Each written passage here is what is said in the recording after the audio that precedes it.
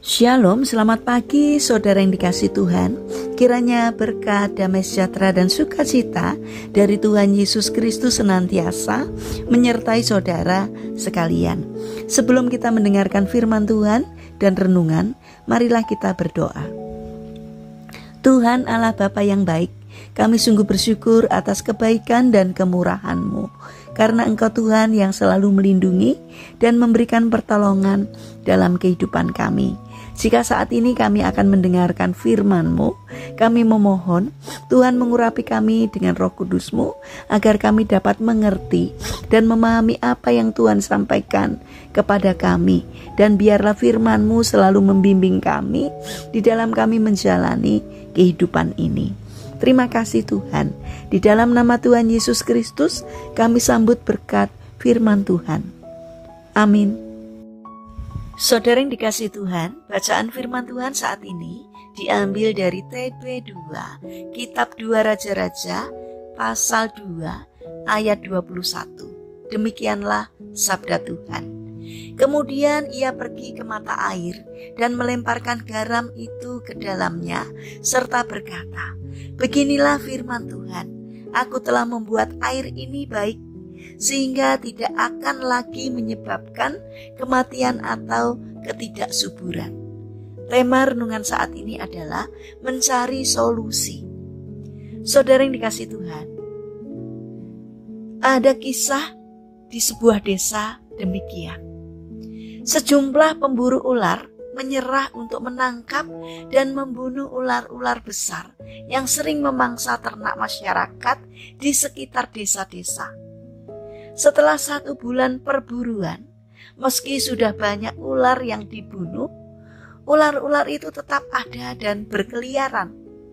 Akhirnya pemerintah pun turun tangan dan mengerahkan beberapa ahli untuk meneliti. Hasilnya ditemukan bahwa di sana ada sarang ular yang menampung ribuan ular dewasa dan puluhan ribu yang masih kecil-kecil. Akhirnya semua aman kembali setelah sarang ular itu dihancurkan menggunakan bahan peledak. Saudara yang dikasihi Tuhan, ada peristiwa yang tertulis di dalam Alkitab. Suatu hari dilaporkan oleh penduduk kota Yeriko bahwa ada air di tempat itu tidak baik dan sering menyebabkan keguguran bayi. Nabi Elisa meminta sebuah pinggan baru yang berisikan garam. Kemudian pergilah Nabi Elisa ke mata air itu, lalu melemparkan garam ke dalamnya untuk menyehatkan air, agar air tersebut menjadi sehat untuk diminum. Nabi Elisa melemparkan garam tersebut bukan di sembarang tempat, melainkan ke dalam mata airnya. Karena Elisa tahu bahwa mata air adalah sumber dari aliran air yang tidak baik bagi penduduk setempat, sehingga ketika permasalahan di sumber air diatasi, otomatis air yang akan mengalir berikutnya akan menjadi air yang sehat, yang mendatangkan manfaat bagi warga di tempat itu. Saudara yang terkasih, begitupun dalam kehidupan kita sehari-hari. Ketika mengalami hal-hal yang tidak baik, hal pertama yang harus kita lakukan adalah mencari tahu akar permasalahannya. Kemudian selesaikan masalah, pada akhirnya masalah itu akan bisa sampai tuntas karena kita menyelesaikan dari akar masalahnya. Maka masalah akan dapat teratasi dan tidak akan berlarut-larut. Menemukan akar dari suatu masalah memang bukan perkara yang mudah.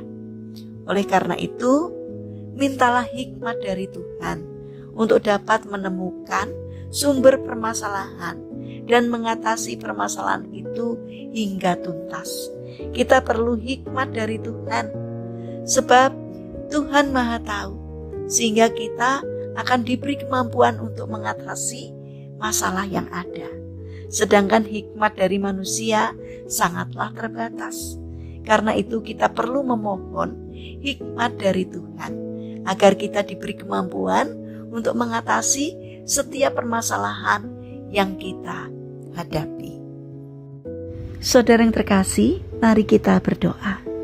Tuhan Yesus yang baik, bantulah kami dengan hikmat yang dari Tuhan, agar kami mampu menemukan akar masalah dari setiap persoalan yang kami hadapi, sehingga kami tidak salah di dalam mencari jalan keluarnya. Tolonglah kami ya Tuhan. Saat ini kami mendoakan bagi mereka yang mengalami permasalahan dan kesulitan hidup. Kiranya Tuhan berkenan hadir untuk menolong mereka. Bagi mereka yang sakit, kami memohon kiranya Tuhan memberkati setiap upaya mereka. Kiranya Tuhan berkenan untuk menjamah dan menyembuhkannya. Bapa yang baik, saat ini kami ingin menyerahkan untuk setiap rencana dan aktivitas kami kepadamu. Berikanlah ketekunan dan semangat kepada kami dalam menjalani aktivitas kami sepanjang hari ini. Kami mohon kiranya Tuhan yang memberkati kami. Terima kasih Tuhan, kami percaya bahwa Engkau akan menolong kami. Dalam nama Tuhan Yesus Kristus kami berdoa. Amin.